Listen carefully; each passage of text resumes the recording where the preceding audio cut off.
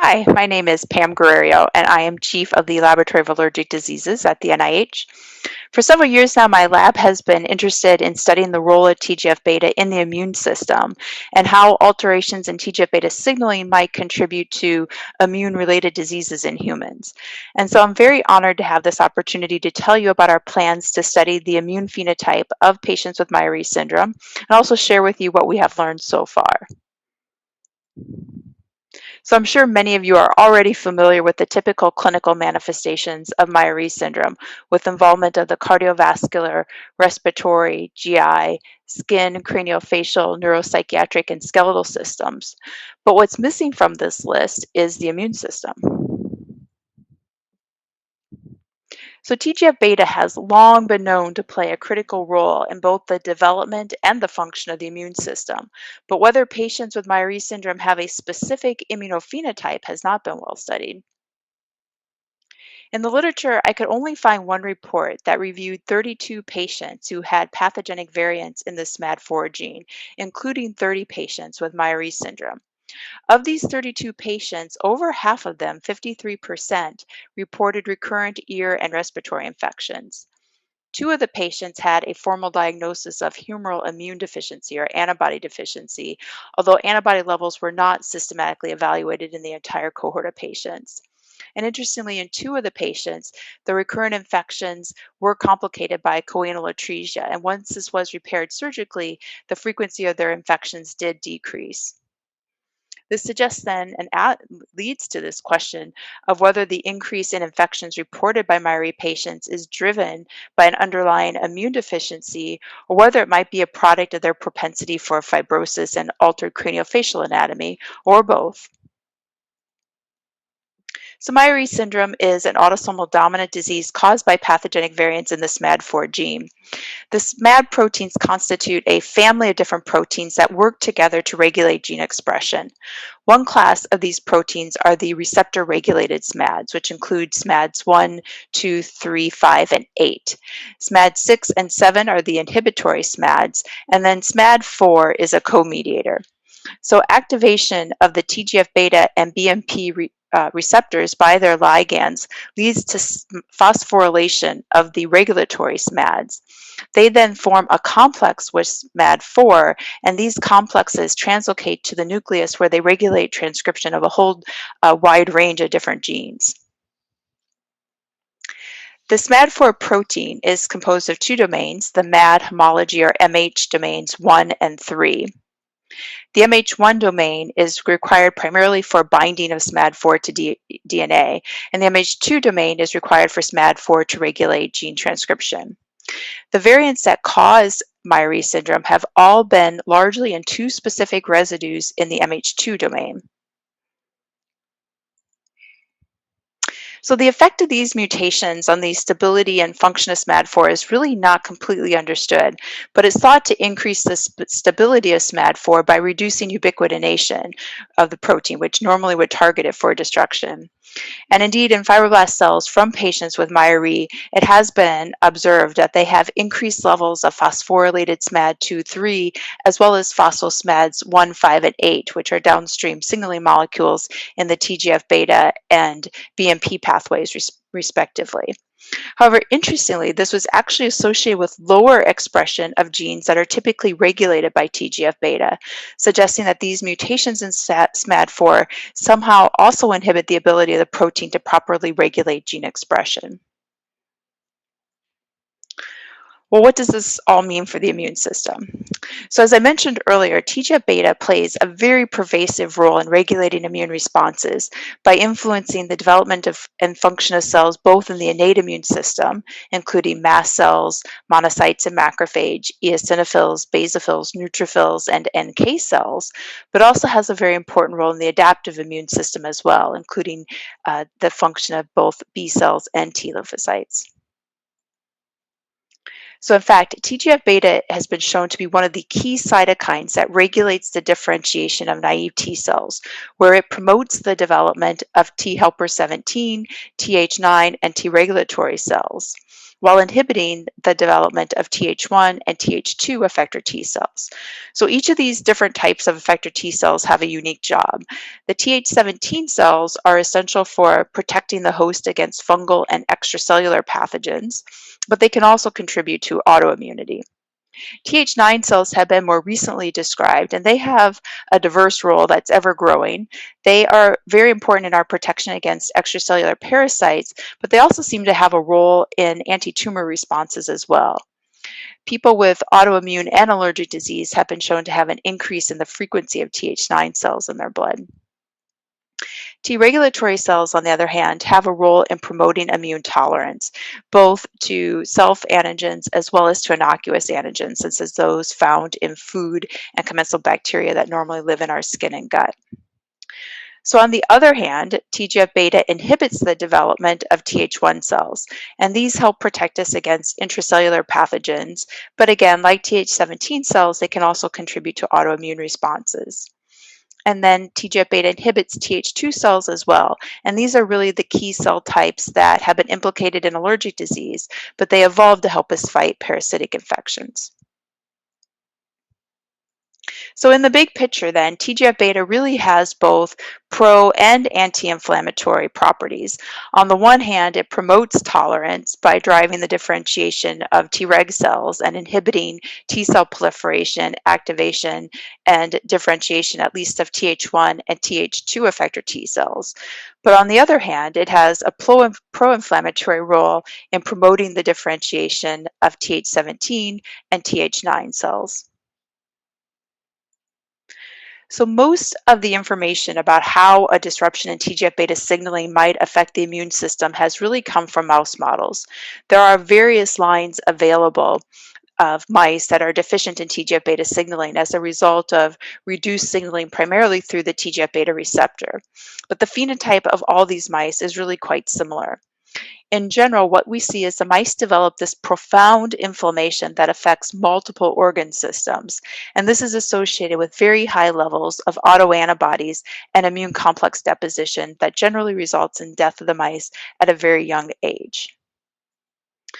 A lot less is known about how defective TGF-beta signaling would affect immune development in humans. But for the last several years, we have been studying the immune phenotype of patients who have an autosomal dominant connective tissue disease called Loeys-Dietz syndrome. LDS is caused by mutations in genes encoding the receptor for TGF-beta, either the first or second subunit. LDS was initially defined as a triad of hypertelorism or widely spaced eyes, a cleft palate or bifid uvula, and a propensity to develop aneurysms throughout the arterial tree, which is the primary cause of early morbidity and mortality in these patients. Most of the mutations that cause LDS are missense mutations that occur in highly conserved residues in the kinase domain of the protein, with the majority, about 3/4 of the mutations identified, being present in TGF-beta receptor 2. The effect that these LDS mutations have on signaling from the receptor is still something that's being actively investigated. But at least in immune cells, we have found that these mutations seem to result in reduced TGF-beta signaling. So here you can see that we found significantly reduced levels of phosphorylated SMAD2/3 in naive T cells from LDS patients, shown here in blue, compared to age-matched healthy controls following stimulation with TGF-beta, suggesting this results in a loss of TGF, or at least impairment of TGF-beta signaling. So given what I had told you earlier about the consequences of reduced TGF-beta signaling in mice, we expected to find a higher prevalence of autoimmune disease in LDS patients, given that TGF-beta signaling seems to be impaired. But what we actually found is that these patients have a very high prevalence of essentially all forms of allergic disease. So in our original cohort of about 80 LDS patients, we found that just under 40% had been diagnosed with eczema, nearly half with seasonal allergies, 45% with asthma, just under a third with food allergy, and nearly 10% with eosinophilic esophagitis. And you can see the rates of all these conditions were significantly higher than what we generally see in the general population. So, consistent with their allergic tendencies, we found a higher number of circulating plasmablasts as well as B cells secreting both IgG and IgE antibodies in the blood of LDS patients compared to age-matched controls.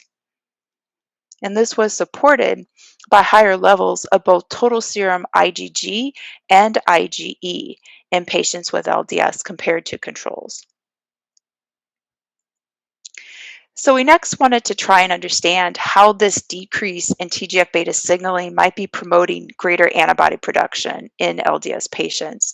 And over the last several years, it's become quite clear that T follicular helper cells, or TFH cells, play a key role in dictating both the nature and the magnitude of humoral immune responses. TFH cell development occurs in secondary lymphoid tissues where naive T cells encounter antigen-presenting dendritic cells in the T cell follicle. These cells upregulate a transcription factor called BCL6, which primarily drives TFH development, as well as CXCR5, which is a chemokine receptor that promotes the migration of these pre-TFH cells to the T B cell border. Here, additional signals from the B cells further promote commitment of these cells to a TFH cell program, allowing for the formation of germinal centers within the B cell follicles, where B cells undergo affinity maturation and class switch recombination to generate high affinity antibodies. So there are thought to be different subsets of TFH cells, which in humans can be distinguished by the expression of chemokine receptors, including CX3CR1, CCR4, and CCR6. Each of these different subsets secretes a particular set of cytokines reminiscent of the corresponding T effector cell subsets, and these cytokines can promote class switching in a particular direction. For example, TFH2 cells produce IL-4, which promotes class switching to IgE.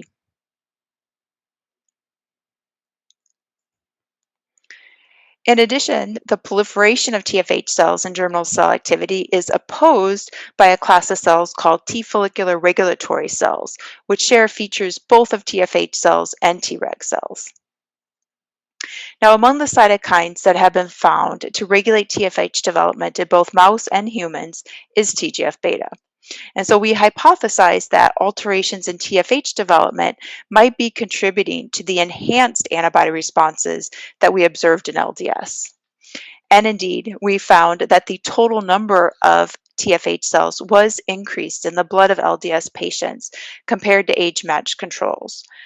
Furthermore, by looking at that pattern of chemokine receptor expression that allowed us to discriminate the different subsets of TFH cells, we found that the increase in TFH cells in LDS patients was specifically in the subset that promotes Th2 immunity and IgE production.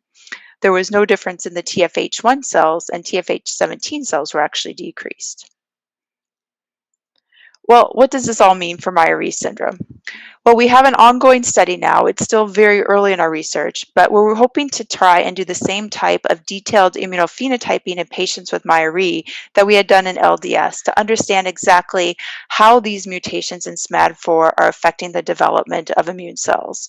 So far, we have had the opportunity to look at antibody levels in 4 patients with genetically confirmed Myrie, and they're represented here in these graphs.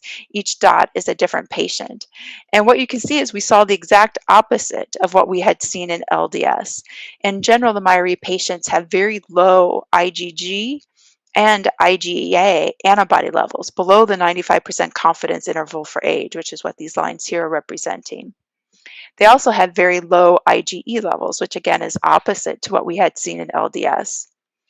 We also had the opportunity to look at the ability of Myrie patients to respond to vaccines in these few patients. And 4 out of the 4 patients did have protective titers to tetanus. We had data on 3 patients with diphtheria, and all 3 of those patients did show protection against diphtheria, but only 1 out of 3 had protective titers to varicella. Now, this is a caveat to this is we are not completely clear whether these patients that did not have a proper response to varicella, whether they had actually received the vaccine. Now, interestingly and very importantly, all four of the patients did report recurrent ear and sinus infections, and all of them had at least one episode of pneumonia. So the question now is whether this decrease in antibody levels that we're seeing is somehow contributing to this infection, or are these two observations true and unrelated?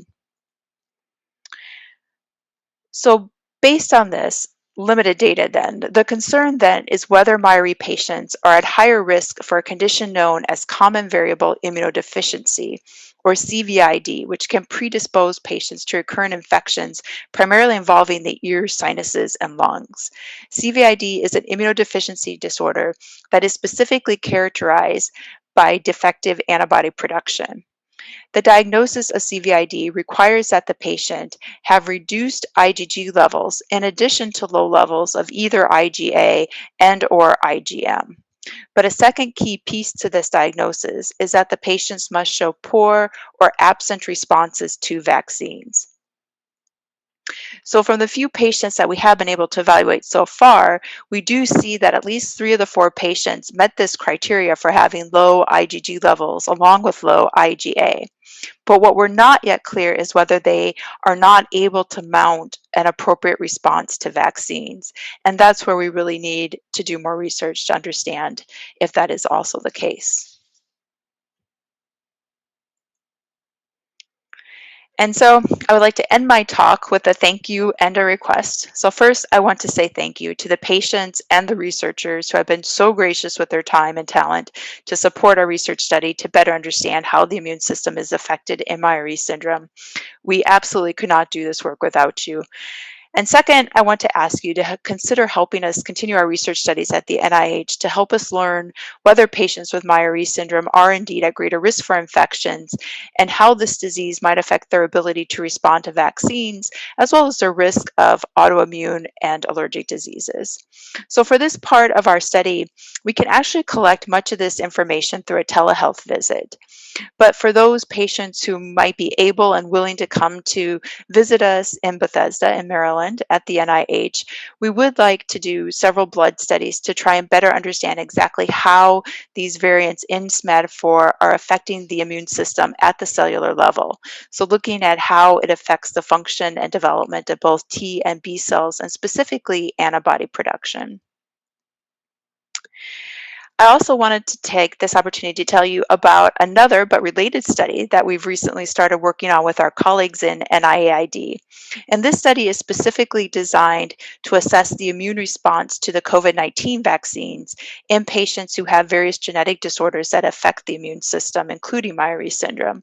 So patients can participate in this study either by coming to the NIH for an in-person visit and blood draw, or we can actually send a finger stick kit to their home and the patients can mail their samples back to us. So if you or your patients are interested in either of these studies, please contact me. We would love to have you participate and help us learn more about the immune findings of Myrie and hopefully identify ways that we can improve the care of this patient population. So finally, I just want to recognize the members of my research group shown here who performed the work I showed today. I also want to recognize our collaborators at Hopkins, but especially Doctors Angela Lin and Mark Lindsay at Mass General, who have been such wonderful collaborators, as well as Dr. Koja at Northwestern University, who have been instrumental in helping us with our studies. So thank you very much. I'm looking forward to hearing your questions.